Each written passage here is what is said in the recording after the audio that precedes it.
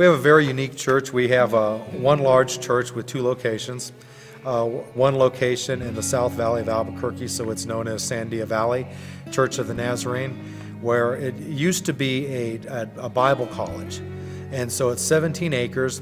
There's actually 34 housing units there on the campus where a lot of the volunteer staff lives, and where people that we've been ministering to, some of them from prison, some of them from rehab, some of them from off the streets, some of them that have just been looking to get more connected to God and feel that accountability of living there would be good for them. The other location is in the War Zone, Southeast Heights of Albuquerque, on Central.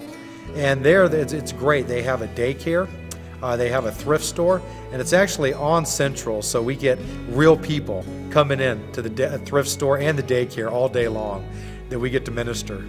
When somebody comes in and they make a commitment to Christ, then one of the most effective ways to enhance their commitment and help them to grow as a Christian is to get them involved in a ministry. So it's not uncommon that somebody's been in our church and just serving the Lord for just a matter of months ends up deeply involved in a ministry, even teaching a Bible study class, on the praise team, cooking a meal for somebody in need. Missional means to be able to go out and pursue our mission. The mission of the Church of the Nazarene and Sandia Church of the Nazarene is the Great Commission that Jesus commanded us all as believers to do, to go out and make disciples. Loving the unlovable is really extending mercy, as Jesus says, to extend mercy just as we have received mercy from God, to be able to offer the hope of Jesus and love to those who don't necessarily even want it. So we'll have outreach events throughout the year, for example on Thanksgiving, where we give out turkeys and we invite everybody, the whole city.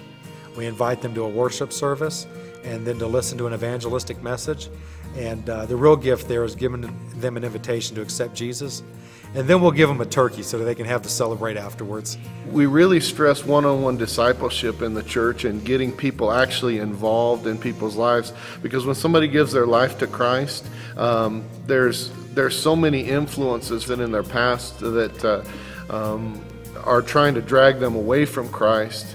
And so the church needs to be at least that involved in their life, pulling them towards Christ and encouraging them in their faith. And so we stress one-on-one discipleship. So I believe that that's the call of the church, is to reach out to those that many are ignoring.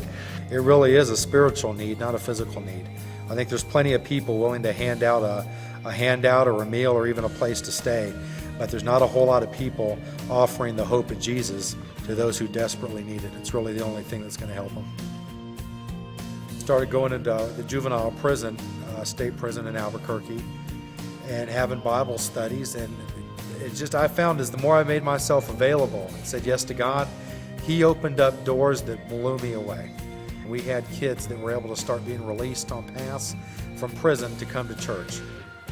And that just grew into kids coming to giving their lives to Christ inside the prison, starting to disciple each other in prisons. God reminds me that's where I came from, and I think that's probably why where I'm at in ministry, is I'm surrounded by people who I was just like. And it doesn't ever let me leave that point of brokenness that when I first came to the altar and realized that I needed to give Jesus everything. It's just a real miracle. God does not limit who He wants to use in His kingdom.